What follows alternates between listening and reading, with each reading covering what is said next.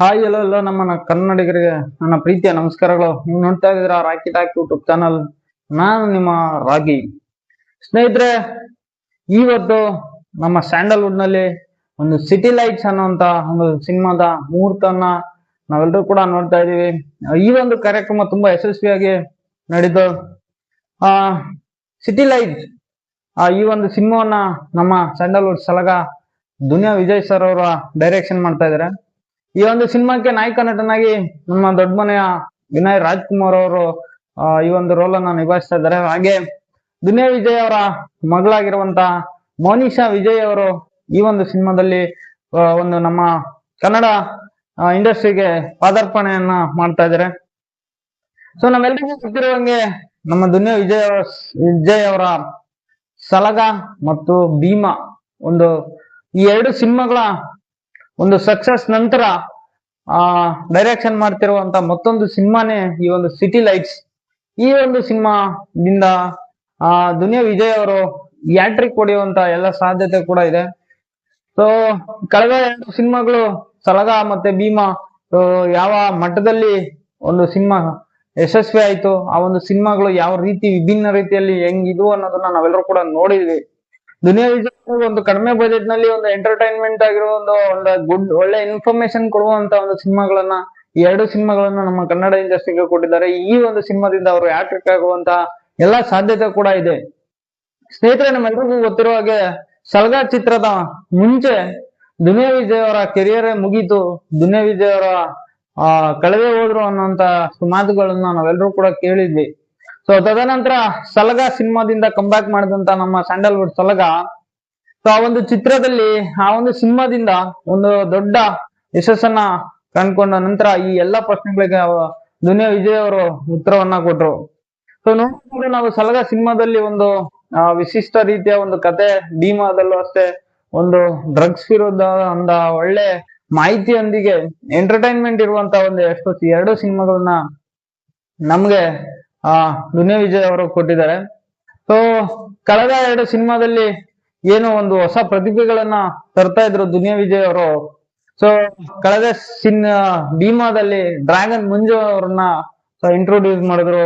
ಸಲಗದಲ್ಲಿ ಒಂದಷ್ಟು ಬ್ಯಾಟ್ಸ್ಮನ್ಗಳು ಹಾಗೆ ಏನು ಒಂದಷ್ಟು ಹೊಸ ಪ್ರತಿಭೆಗಳನ್ನ ಕನ್ನಡ ಇಂಡಸ್ಟ್ರಿಗೆ ಪರಿಚಯಿಸಿದ್ರು.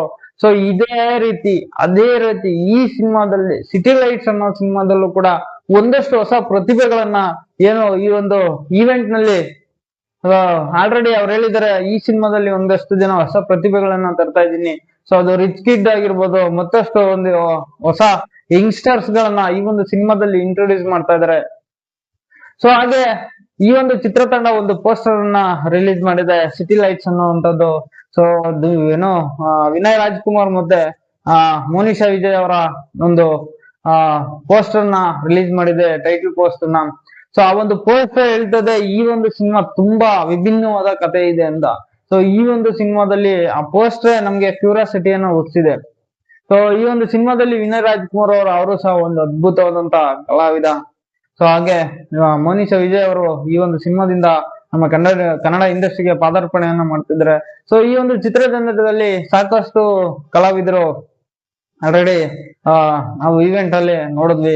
ಕಾಕ್ರೋಚ್ ಸುಧೀರ್ ಆಗಿರ್ಬೋದು, ಸೊ ಹಾಗೆ ಏನು ಒಂದಷ್ಟು ನಮ್ಮ ಮಾಸ್ತಿ ಆಗಿರ್ಬೋದು, ಡೈಲಾಗ್ ರೈಟರ್ ಆಗಿರುವಂತ ಮಾಸ್ತಿ ಅವರಾಗಿರ್ಬೋದು. ಈ ಎರಡು ಸಿನಿಮಾದಲ್ಲಿ ಮಾಸ್ತಿ ಅವರ ಡೈಲಾಗ್ಗಳು ಮಾಸ್ ಡೈಲಾಗ್ಗಳನ್ನ ನಾವೆಲ್ಲರೂ ಕೂಡ ನೋಡಿದೀವಿ. ಅದೇ ರೀತಿ ಈ ಒಂದು ಸಿನಿಮಾದಲ್ಲೂ ಕೂಡ ಈ ಡೈಲಾಗ್ಗಳನ್ನ ನಾವು ಎಕ್ಸ್ಪೆಕ್ಟ್ ಮಾಡಬಹುದು.